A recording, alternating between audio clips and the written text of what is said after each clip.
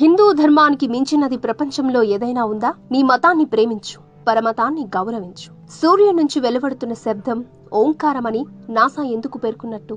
మన దేశీయ గోమూత్రం మీద అమెరికా 4 పేటెంట్లను పొంది క్యాన్సర్ను నివారించే మందును కనిపెట్టేందుకు పరిశోధన చేస్తోంది ఎందుకు?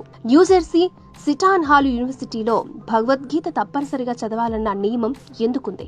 ముస్లిం దేశమైన ఇండోనేషియా తన దేశ విమానయాన సంస్థకు గరుడ ఇండోనేషియా ఎయిర్లైన్స్ అని జాతీయ ఆంబ్లంకు గరుడ పంచశీల అని విష్ణు వాహనమైన గరుత్మంత్ అని పేర్లు ఎందుకు పెట్టుకుంది?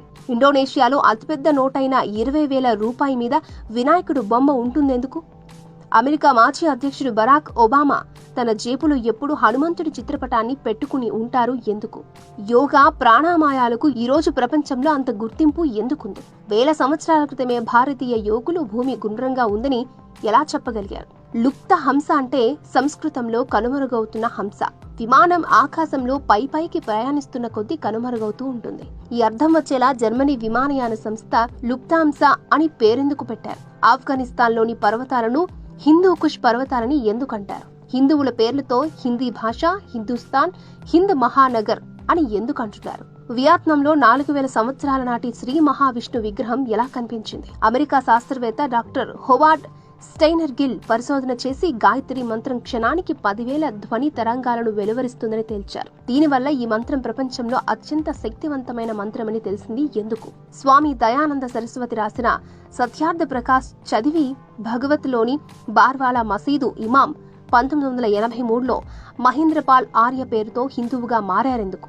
అప్పటి నుంచి వేల మంది ముస్లింలను హిందువులుగా మారుస్తూ డాక్టర్ జకీర్ నాయక్ ను ఎన్నిసార్లు చర్చకు పిలిచినా ఆయన వచ్చే సాహసం చేయలేదే? హిందువులు చేసే యజ్ఞం మూఢనమ్మకమే అయితే యజ్ఞం చేస్తుండిన ఒక్క కుష్వాహ కుటుంబమే భోపాల్ గ్యాస్ ప్రమాదం బారిన పడకుండా ఎలా తప్పించుకుంది? ఆవు పేడతో చేసిన పిడకల మీద ఆవు నెయ్యి వేసి కాలిస్తే 10 గ్రాములకు 1 టన్ను ఆక్సిజన్ విడుదలవుతుంది. వాయువును శుద్ధి చేస్తుంది. మరి ఇదంతా ఏంటి? అమెరికా నటి నిర్మాత జూలియా రాబర్ట్స్ హిందూ ధర్మాన్ని స్వీకరించి రోజూ గుడికి వెళ్తుంది ఎందుకు? రామాయణం మిథ్య అయితే ప్రపంచంలోని రాళ్లల్లో రామసేతువు నుంచి విడివడినవి మాత్రమే ఎందుకు నీటిపై తేలుతున్నాయి?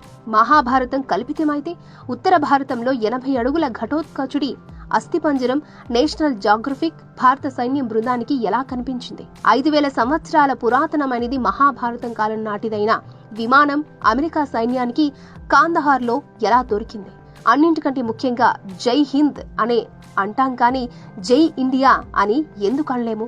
అందుకే ప్రియమైన హిందూ బంధువులారా, హిందువుగా పుట్టినందుకు గర్వించు, హిందువుగానే మరణించు. ఇతర మతాలను విమర్శించడం, తక్కువగా చూడడం హిందూ ధర్మ నైజం కాదు. ధర్మం జోలికొచ్చిన ఏ ఒక్కడిని ధర్మం మాత్రం వదిలిపెట్టదు. జై శ్రీరామ్.